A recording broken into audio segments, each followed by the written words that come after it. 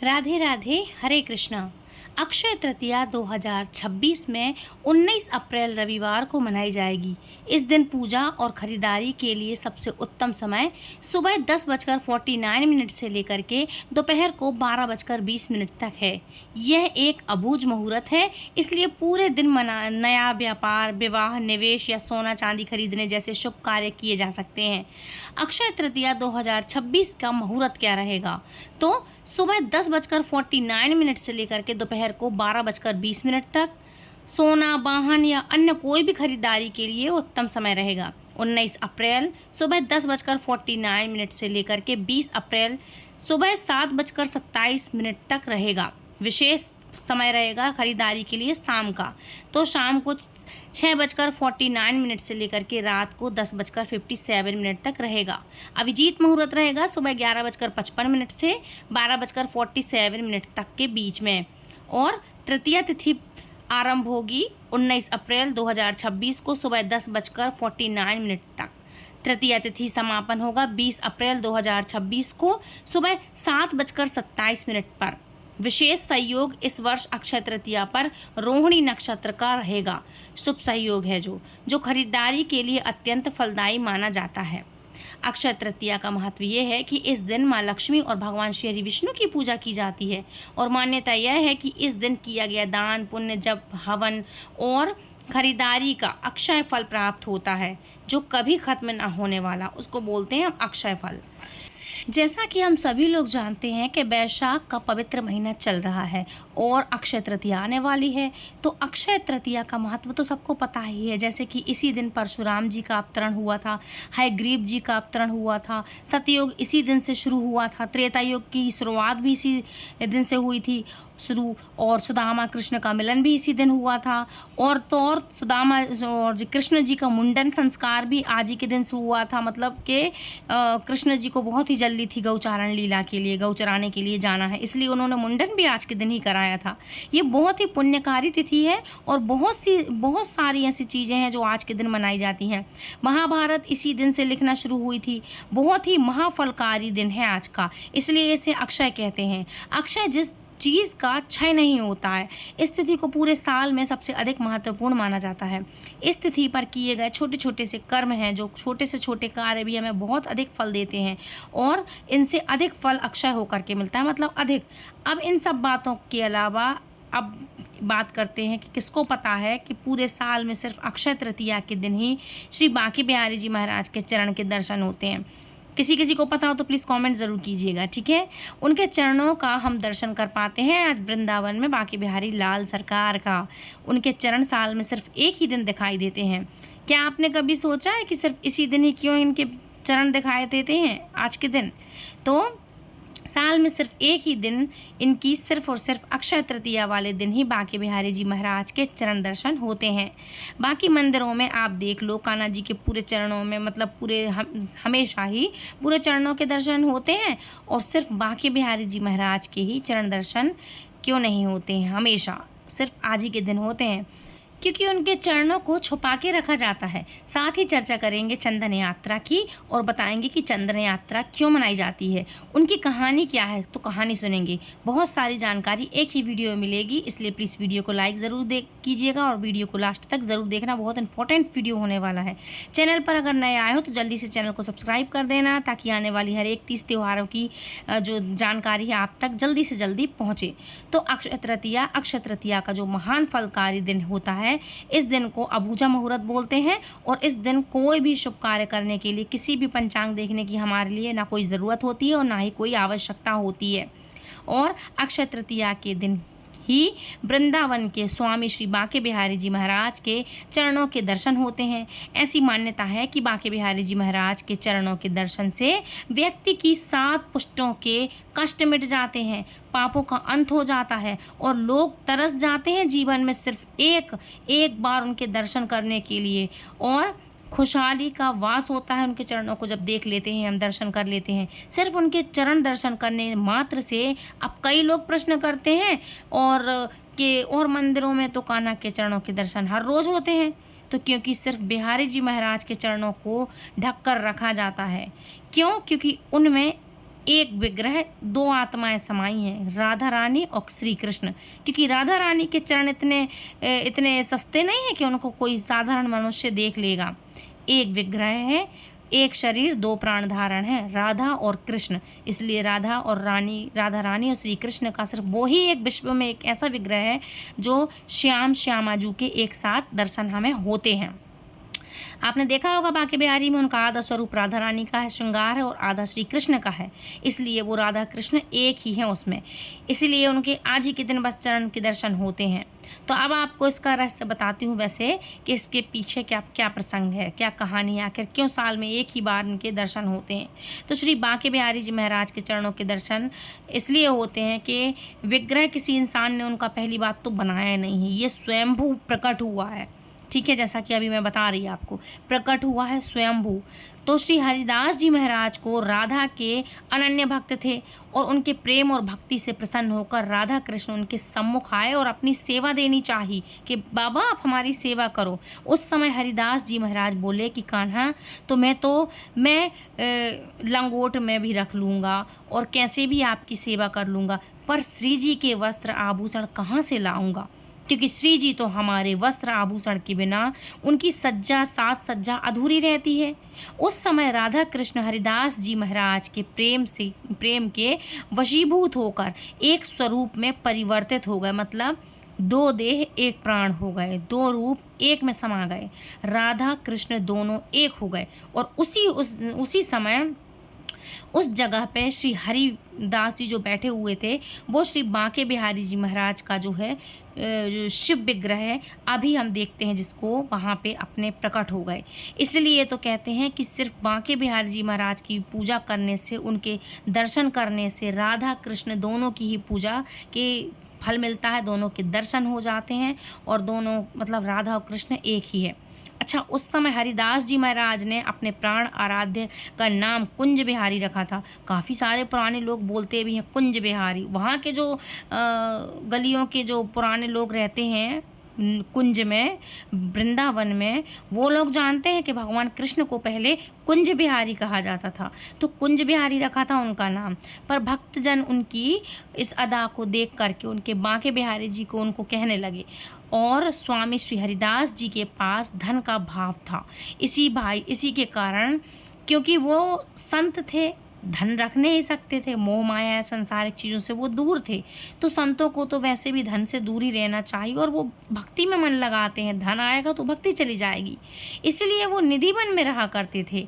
कलयुग में सेवा कार्य करने के लिए धन की बहुत ज़रूरत होती है, क्योंकि बिना धन के तो भगवान को भोग भी नहीं लगा सकते।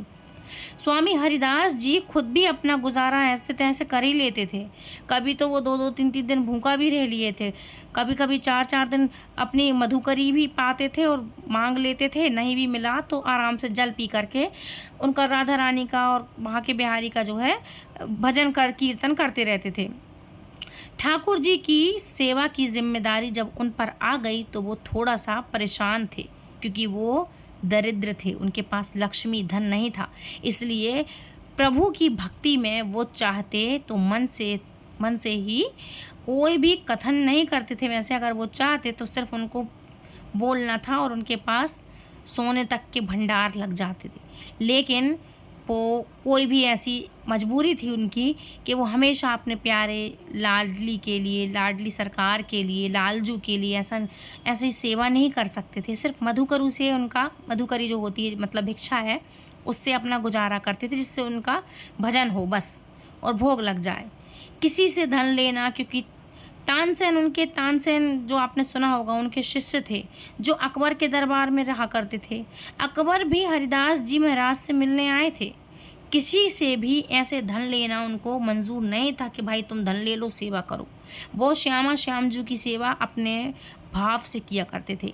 भगवान अपने भक्त को कभी भी परेशान नहीं देखते, इसलिए उन्होंने हरिदास जी के उनके प्रति प्रेम भाव को समझते हुए एक चमत्कार दिखाया। जब भी स्वामी जी भोर में उठकर प्रभु के चरणों में नमन करते तो उन्हें ठाकुर जी के चरणों में एक स्वर्ण मुद्रा मिलती थी रोज। उसके बाद ऐसा कई दिनों तक चलता रहा। स्वामी जी समझ गए थे कि ये प्रभु की मतलब उन पर अपार कृपा हो रही है। ये उन्हीं की लीला है, ये उन्हीं की सब चमत्कार देख रही थी राधा रानी के और श्यामा श्याम जी का, उन्हीं का चमत्कार वो देख रहे थे। लेकिन उन्हें यह भी डर था कि अगर लोगों को इस चीज़ का पता चलेगा ना, तो क्योंकि आज के समय में क्या है, चमत्कार को नमस्कार है, पर लोग ना कुछ कलयुग में ये गलती करने के लिए मतलब करते हैं। फिर क्या होता, भगवान को छोड़ के सब रोज़ नमस्कार करने जाते, प्रभु मुद्रा दे दो हमें एक सोने की, ये ज़रूर होता है। इसलिए प्रभु को भी नहीं छोड़ सकते भगवान, मतलब वो हरिदास जी।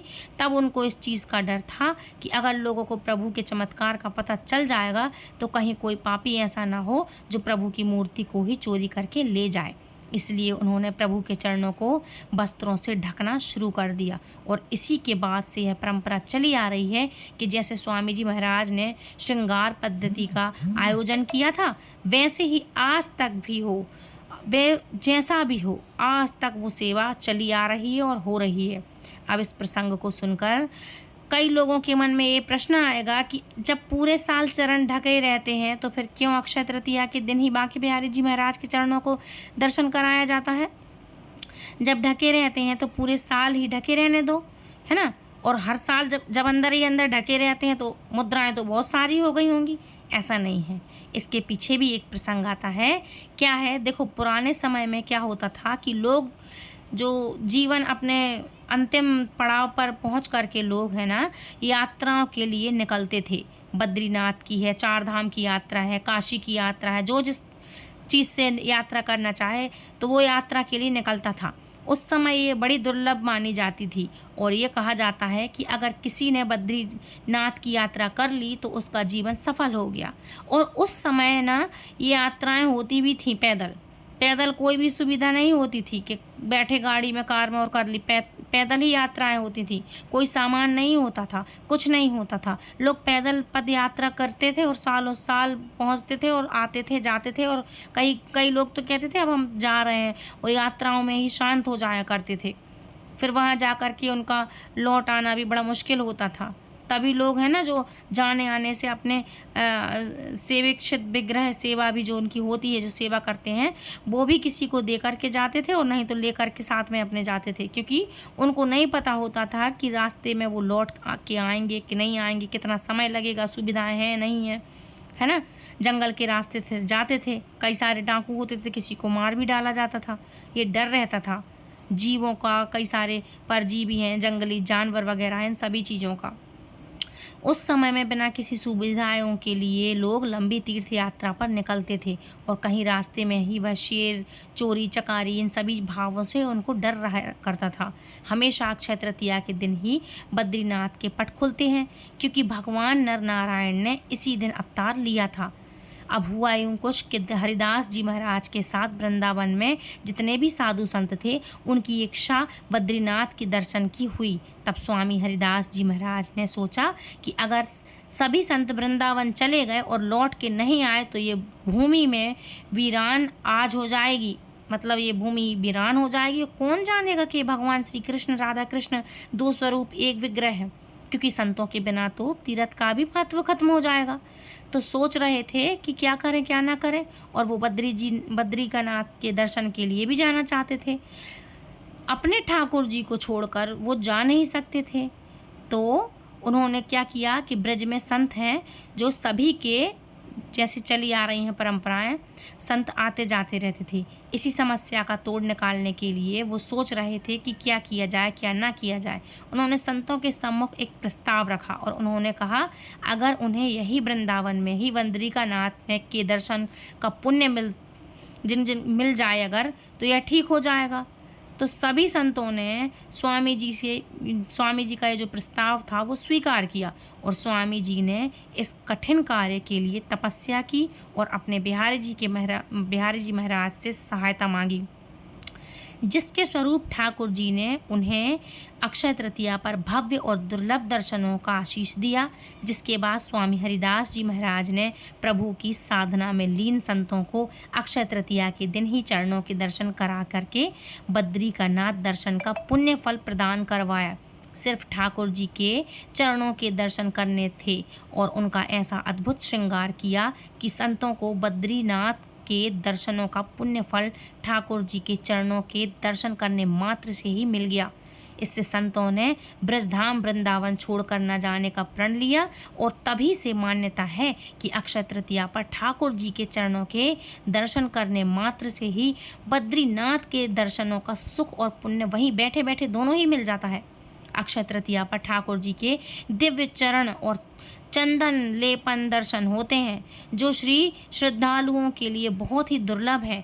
और ठाकुर जी के पूरे शरीर पर चंदन लेपन होता है और लाख बंदी धोती होती है। सर पर जो सर पे है ना मुकुट लगाया जाता है। सिर पर स्वर्ण श्रृंगार किया जाता है चंदन का। सोने हीरे के जवाहरात जड़े हुए होते हैं, किसमें, चंदन में। और कटोरे टीपड़े चरणों में चंदन का लड्डू होता है। आपने देखा होगा काफ़ी सारी वीडियोस में या शॉर्ट्स में या उनकी फ़ोटोज़ वगैरह में कि चंदन का लड्डू होता है। हम भी छोटा सा चंदन का लड्डू बना के रखते हैं अपने भगवान के लिए। लेकिन ठाकुर जी के दर्शनों को ये सब जो श्रृंगार होता है ये ना बड़ा दिव्य बनता है। अक्षय तृतीया के दिन बांके बिहारी जी महाराज के चरणों को चंदन के लेप से ठंडक दी जाती है और शीतलता पहुँचाने वाली चीज़ों को उनको भोग लगाया जाता है। उन्हें सत्तू के लड्डू, शरबत, ककड़ी और आम रस का भोग लगाया जाता है। ठाकुर जी के चरणों के चंदन का जो लेप होता है वो भक्तों में प्रसाद के रूप में भी बांटा जाता है और भक्त उसे बड़े आनंद के साथ ग्रहण करते हैं। अच्छा, एक और बात बताती हूँ। श्री बांके बिहारी जी मंदिर में अक्षय तृतीया पर जेब अर्पित, मतलब ये जो है पायजेब अर्पित करने की परंपरा, मतलब पायल। विवाह युक्तियाँ अगर इस दिन अपने आराध्य के चरणों में पायजेब दान करती हैं, अर्थात पायल दान करती हैं, तो उन्हें उसी साल मनचाहा वर मिलता है और सुखी दाम्पत्य जीवन उनका होता है। हर साल दर्शनों के लिए दर्जनों युवतियाँ आती हैं, अपने आराध्य के चरणों में पायजेब चढ़ाती हैं, उनको मतलब राधा रानी राधा कृष्ण को अर्पित करती हैं। आप भी देखिएगा, अगर आपके आसपास कोई ऐसा हो या आप जानते हैं तो प्लीज़ कमेंट करके हमें ज़रूर से बताइएगा। अब बात करेंगे चंदन यात्रा की। चंदन यात्रा उत्सव अक्षय तृतीया से शुरू होकर 21 दिन चलता है और ज्येष्ठ अष्टमी पर इसका समापन होता है। 21 दिनों तक श्री कृष्ण को चंदन, गुलाल, जल और कपूर का लेप लगाते हैं लोग और 21 दिनों तक हर रोज़ लेप लगाते हैं। पुराने लेप को हटाते हैं और भगवान को फिर से नया चंदन लगाते हैं। यह हर रोज़ काम होता है। ऐसा नहीं कि कई लोग क्या करते हैं कि पहले दिन लगा दिया और अंतिम दिन तक लगा रहने दिया। ऐसा नहीं करना चाहिए, उसको हटाना भी होता है और इससे ठाकुर जी की विशेष पूजा भी की जाती है, विशेष तरह के भोग भी लगाए जाते हैं। और विश्व भर में भक्त जो है भगवान श्री कृष्ण की प्रसन्नता के लिए चंदन यात्रा महोत्सव मनाते हैं। भगवान को चंदन की शीतलता दे करके भक्त उनसे अपने अपने तापों का जीवन जो है दुखों को हरने के लिए उनसे निवेदन करते हैं। जैसे भक्त के मन में ना भाव होता है और ठाकुर जी जैसे इस चंदन को अपना मतलब अपने आप को ठंडक दिलाते हैं। आप मेरे जीवन की समस्याओं को दूर कीजिए प्रभु, ऐसा हमें भी अपने भगवान से प्रार्थना करनी चाहिए, बांके बिहारी से। और उनके सभी भक्त ऐसी मनोकामना और उनसे इच्छा पूर्ति के लिए बोलते हैं कि आप हमारे सभी समस्याओं को, कष्टों को दूर कीजिए। हमारे कष्टों पर प्रभु इस चंदन की तरह, चंदन की भांति ठंडक दीजिए हमारे जीवन में भी, है ना। तो हमारे जीवन की सभी दुख तकलीफ़ों को नष्ट कीजिए, ठंडक। अच्छा, वृंदावन के सभी मंदिरों में अक्षय तृतीया के दिन भगवान के उत्सव विग्रहों को चंदन लेप से पूरी तरह से ढक दिया जाता है और चंदन यात्रा में भगवान का जो दिव्य रूप होता है वो सभी भक्तों का मन मोह लेने वाला होता है। चंदन यात्रा की परंपरा कैसे शुरू हुई, इसके पीछे भी भक्त बहुत सी सुंदर प्रसंग बताते हैं। एक बार जो सत्य घटना है ये कलयुग की है। ये जो चंदन की यात्रा कैसे शुरू हुई है बताऊं मैं आपको। तो माधवेंद्रपुरी जी ब्रजमंडल जातिपुरा गोवर्धन में आए हुए थे। जब वो रात में सोए हुए थे तो गोपाल जी के सपने, मतलब उनके सपने में गोपाल जी आए और बोले कि भक्त देखो, मैं इस कुंज में पड़ा हुआ हूँ और यहाँ सर्दी गर्मी बरसात में मुझे बहुत ही दुख होता है, तो मैं इस कुंज में से बाहर निकलो और गिरिराज पर मुझे स्थापित कर दो। अब ठाकुर जी का ऐसा सपना देख करके ये माधवेंद्री जी जो थे, पूरी की थे, जब सुबह उठे तो उन्होंने ब्रज के कुछ ग्वालों को लेकर के उस जगह पर जो गए थे वहाँ कुंज में गए और कुंज को ध्यान से देखा तो मिट्टी में एक जगह शिव विग्रह उन्हें मिला। उसे स्नान अभिषेक करा करके पुरी जी ने उनका स्थापन कर दिया। एक दिन फिर से गोपाल जी माधवेंद्र पुरी जी के सपने में आए और कहा, भारी गर्मी से मेरा शरीर तप रहा है, तुम जगन्नाथपुरी स्थिर में माल्याचल में जाओ और वहाँ जाकर के चंदन लेकर आओ और मेरे शरीर पर उसका लेप करो।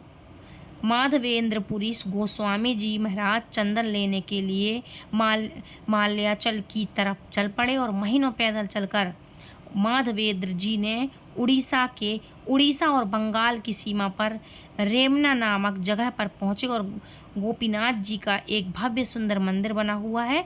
वहाँ गोपीनाथ जी से वृंदावन से ही आए हुए हैं और जब वहाँ पर रुके तो रात को उसी मंदिर में गोपीनाथ जी को खीर का भोग लगा और माधवेंद्रपुरी जी ने कभी खीर देखी नहीं थी, तो उन्हें देख करके बड़ा आश्चर्य हुआ कि किसी चीज़ का भोग ठाकुर जी को लग रहा है और उन्होंने पूछा तो बोला खीर का भोग लग रहा है। अब उनको तो पता नहीं था कि खीर होती ही क्या है, तो उनके मन में ऐसा भाव आया कि अगर वह इस खीर को देख पाते या खा पाते तो वह भी ऐसी ही खीर बनवाकर अपने गोपाल जी को खिलवाते, भोग लगवाते। ऐसा सोचकर वो रात में सो गए, क्योंकि बस उनके मन का भाव ही था, अगर पता चल जाए कि आप किसी चीज़ को देख रहे हो या देख नहीं पाए हो या चाह रहे हो, ये तब कहते हैं ना थोड़ा देखने को भी मिल जाती है वो चीज़, तो अच्छा लगता है ना, लगता है ना कि कैसे मिल जाता, थोड़ा देख लेते कैसा है, हमारा सब पूरा हो जाता। तो मेरे गिरधर जी सोच रहे थे कि मेरे गिरधर जी को भी ये चीज़ मिल जाती। भक्त की इच्छा पूरी करने के लिए तो भैया भगवान जो है स्वयं ही आ जाते हैं। आराध्य के मुख के लिए ही, उनके अपने सुख के लिए तो नहीं। तो ऐसा उनका ऐसा मानना था कि भाई खाना चाहता हूँ ये खीर में, लेकिन कैसे खाऊं, बड़ी टेस्टी तो लग रही है, खीर तो मिल नहीं रही। उनका ऐसा भाव नहीं था, लेकिन उनको भगवान जी का भोग लगवाना था। इसलिए गोपीनाथ जी को लगा कि वो इस चीज़ का भोग अपने गोपाल जी को लगाकर उनको शायद खिला देते और मैं भी इसको पा लेता। अब क्या था, खीर की कटोरी अपने वस्त्रों के नीचे छुपा ली रात में मंदिर में। किसने? भगवान कृष्ण ने, गोपीनाथ जी ने। और वस्त्रों में छुपा करके रात को मंदिर के पुजारी के स्वप्न में बताया उन्होंने कि देखो यहाँ पर मेरे एक भक्त हैं, वो आए हुए हैं, उनके लिए मैंने खीर अपने वस्त्रों में छुपा रखी है, तुम जाकर उनको ये खीर कटोरी में दे दो। भगवान भी भक्त के लिए चोरी कर लेते हैं, बड़ी प्रसिद्ध है उनकी चोरी, है ना। तो भगवान की भक्ति के लिए यह चोरी इतनी प्रसिद्ध हुई कि उनका नाम ही शीश चोर गोपीनाथ जी पड़ गया। और भक्त का सौभाग्य देखो कितनी बड़ी बात है कि भगवान ने उनके लिए चोरी की। अगले दिन सुबह ही माधवेंद्रपुरी जी ने भगवान जगन्नाथ के पुजारी जी से मिलकर अपने गोपीनाथ जी के लिए चंदन मांगा। पुजारी ने उनके लिए चंदन दिया और पुरी के महाराज से मिलवाया और महाराज ने अपने क्षेत्र से जो भी सबसे अच्छा चंदन था वो 1 मन मतलब 40 किलो होगा लगभग, ये चंदन उनको, लकड़ी की चंदन थी, वो दिया और विश्वास पात्र अनुचरों के साथ उनके साथ भेजा और उनके लिए लेपन करने के लिए गोपीनाथ मंदिर के पास पहुँचे। तो गोपाल जी उनके सपने में आए और उनको बोला कि चंदन तुम गोपीनाथ को ही लगा दो, क्योंकि गोपाल और गोपीनाथ एक ही हैं। फिर माधवेंद्रपुरी जी ने गोपाल जी के निर्देश अनुसार जो चंदन था वो गोपीनाथ जी को वहीं लगाया और तब इस लीला के समापन में चंदन यात्रा का आरंभ हुआ। वहाँ उनको चंदन लगाया, यहाँ इनको ठंडक पहुँची। अक्षय तृतीया के दिन से ये चीज़ शुरू हुई। अब देखो इसी कथा में ठाकुर जी स्वयं हम सबको बताया करते हैं कि वो अपने हर एक स्वरूप में समान रूप में विराजमान है। तभी तो गर्मी में लगी गोवर्धन जी विराजमान होते हैं और गोपाल जी एक ही हैं। सबसे पहले चंदन लगा गोपीनाथ जी को, है ना, और भाव के साथ लगाया और उनकी सेवा चंदन यहाँ पे भी पहुँच गई। सभी गोपाल जी एक ही हैं। तो फ्रेंड्स ये थी कथा। आई होप वीडियो पसंद आया होगा। वीडियो पसंद आया तो प्लीज़ लाइक शेयर कमेंट करें, चैनल सब्सक्राइब करें। आप सभी को अक्षय तृतीया की हार्दिक शुभकामनाएं। राधे राधे, हरे कृष्णा।